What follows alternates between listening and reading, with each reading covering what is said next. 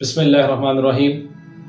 First year के next lecture के साथ हाजिर हैं। तो आज हमारा जो टॉपिक होगा वो होगा यहाँ पे रिलेटिव एटॉमिक मास।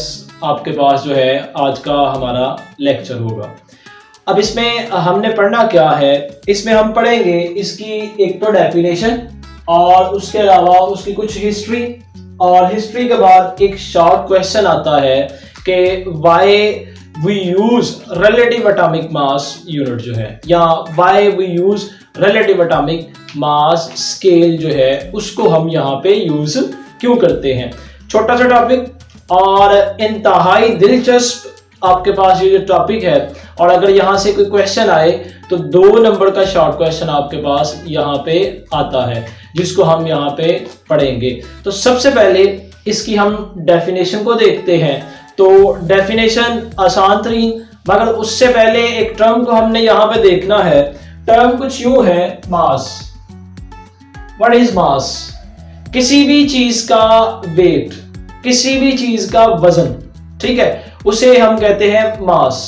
अब क्योंकि साथ टर्म लगी है एटॉमिक, तो कहते हैं किसी भी एटम का कोई वजन होता है, किसी भी एटम का जो मास होता है उसे हम कहेंगे एटॉमिक मास, उसे हम कहेंगे एटॉमिक मास। अब यहाँ पे क्योंकि एटॉमिक मास अकेला नहीं है, इसके साथ एक वर्ड लगा है रिलेटिव एटॉमिक मास। अब रिलेटिव का मतलब होता है कंपैरिजन करना, ताल्लुक होना। अब चूंकि हम यहाँ पे क्योंकि रिलेटिव एटॉमिक मास को पढ़ते हैं तो 2 एटॉमिक मास के बिटवीन हमने क्या करना है, कंपैरिजन करना है।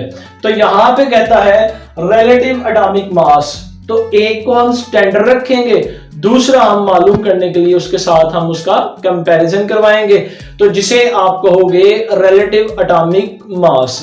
तो डेफिनेशन पढ़े तो होपफुली इंशाल्लाह आपको इस टर्म से जो है डेफिनेशन भी याद हो जाएगी। तो डेफिनेशन क्या है? The mass of an atom of an element. किसी भी एटम का मास क्या करना है, हमने उसको कंपेयर करें एज कंपेयर टू द, किसके साथ कंपेयर करें जी? तीसरी चीज, mass of an atom of carbon taken as 12। यानी आपके पास अगर कोई एटम है और उस एटम का आपको मास नहीं आता, रिलेटिव एटॉमिक मास नहीं आता, तो आप क्या करें, दूसरी तरफ जो कार्बन है जिसको हमने कार्बन 12, क्योंकि कार्बन के 3 आइसोटोप है, कार्बन 12, 13 और 14, तो हम यहाँ पे जो स्टैंडर्ड लेते हैं वो है कार्बन 12। तो एक तरफ आप कार्बन 12 को रखें और दूसरी तरफ आप किसको रखते हैं, जिस एटम का आप मास, रिलेटिव एटॉमिक मास मालूम करना चाह रहे हैं। तो ये आपके पास आ गया रिलेटिव एटॉमिक मास की डेफिनेशन।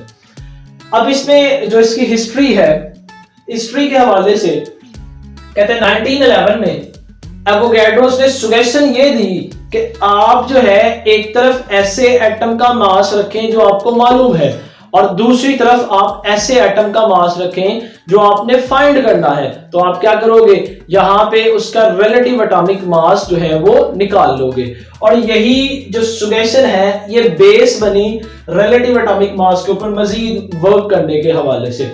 अब इसी सुजेशन को अगर हम डेली लाइफ में देखें तो डेली लाइफ में आपके पास क्या है कि आप किसी दुकान पे सामान लेने जाते हैं, तो सामान लेने जाते हैं तो क्या करते हैं, एक तरफ आपके पास बाट जो है वो मैयड़ जो होता है 1 kg का वो रखा होता है, और दूसरी तरफ आपने जो चीज लेनी होती है उसी के इक्वल करके आप उसको जो है वो लेके आते हैं। अगर 1 kg का बाट है तो वो क्या होता है कि 1 kg का बाट एक साइड पे रखता है और जो चीज आपने खरीदनी है वो 1 kg के इक्वल करके आप वो लेके जाते हैं। तो इसी तरह इसने भी यही सुजेशन दी कि एक तरफ ऐसा एटम रखें जिसका मास आपको मालूम है, और दूसरी तरफ आप एक ऐसा एटम रखें जिसका आपने मास निकालना है। तो दोनों के दरमियान में क्या होगा, रिलेटिव एटॉमिक मास जो है वो फाइंड आउट होगा। अब इस पे मजीद वर्क हुआ।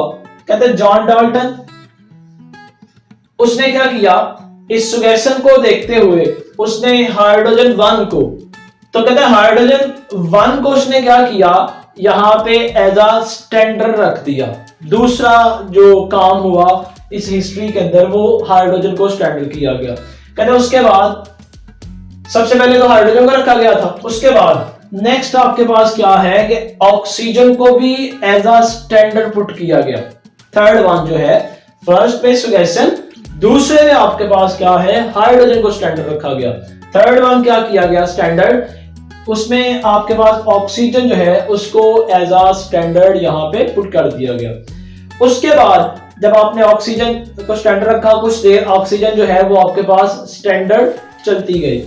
अब उसके बाद 1957 में दो साइंटिस्ट आए, एक है उलेंडर और दूसरे नियर। उलेंडर और नियर ने जो है वो यहाँ पे आपके पास जो स्टैंडर्ड सब्सटेंस था, जो स्टैंडर्ड मास था, वो उसने यहाँ पे कार्बन 12 को रखा और कार्बन 12 की मदद से बाकी तमाम एटम्स का मास जो है उसने यहाँ पे फाइंड आउट किया। उसके बाद कहते हैं 1961 में IUPAC international union of pure and applied chemistry, इसने क्या किया उसको एक्सेप्ट कर लिया, कबूल कर लिया कि जो कार्बन 12 है वो आपके पास क्या होगा एज अ स्टैंडर्ड, और उसको आप हमेशा स्टैंडर्ड के तौर पे यूज करोगे और उसके मुकाबले में जोन सा भी एटम रखोगे उसके एटॉमिक मास जो है वो आप यहाँ पे फाइंड आउट कर सकते हो। तो यहाँ पे जो वैल्यू ऑफ कार्बन 12 है वो आपके पास क्या है 12, और यहाँ पे जो AMU है उस AMU से मुराद है एटॉमिक मास यूनिट। तो ये रिलेटिव एटॉमिक मास की जो यूनिट है वो क्या है एटॉमिक मास यूनिट। यहाँ पे अगर MCQs आ जाए कि रिलेटिव एटॉमिक मास की यूनिट जो है वो क्या है तो आपके पास क्या होगी AMU। अब हम आते हैं आखिरी जो क्वेश्चन इसमें बनता है शॉर्ट क्वेश्चन, वो क्या है कहते हैं आपके पास why we use relative atomic mass unit. हम रिलेटिव एटॉमिक मास को क्यों यूज करते हैं, क्या इसके अलावा हमारे पास और कोई स्केल नहीं, क्या हमारे पास इसके अलावा और कोई यूनिट नहीं, हम इसको यूज क्यों करते हैं। तो इसमें कहता है कि आपने पहले भी पढ़ा कि जो एटम का साइज होता है वो बहुत छोटा होता है, एक्सट्रीमली साइज होता है। अब आपके पास जब साइज ही छोटा है तो ये विजिबल नहीं था, जब विजिबल ही नहीं है तो आप उसको मेजर करना आपके लिए क्या हो जाता है मुश्किल, और जब विजिबल नहीं इसका वेट जो है वो भी क्या है बहुत ही कम है। तो कम वजन होने की बायस हम किसी भी तराजू में रख के किसी भी स्टैंडर्ड जो बाट वगैरह है उसके साथ रख के इनको मेजर नहीं किया जा सकता। तो कहते हैं इसी वजह से हम क्या करते हैं, इसके लिए हम यहाँ पे एटॉमिक मास यूनिट को इस्तेमाल करते हैं ताकि हमारे पास जो लाइट वेटेड आइटम्स होते हैं उनका मास जो है यहाँ पे निकाला जा सके। तो आज हमने पढ़ा यहाँ पे रिलेटिव एटॉमिक मास, उसकी डेफिनेशन और उसकी हिस्ट्री में जो एवोगैड्रो, जॉन डाल्टन वगैरह जितने भी साइंटिस्ट हैं या जिन जो है आपके पास ये आईयूपैक वगैरह इन्होंने जो कंट्रीब्यूशन किया हमने वो तमाम चीजें पढ़ी। और यहाँ पे आने वाला शॉर्ट क्वेश्चन जो कि है why we use relative atomic mass unit या एटॉमिक मास स्केल, तो उसके बारे में भी हमने पढ़ा। तो इंशाल्लाह नेक्स्ट वीडियो के साथ नेक्स्ट लेक्चर के साथ फिर हाजिर होंगे, तब तक के लिए अल्लाह हाफिज़।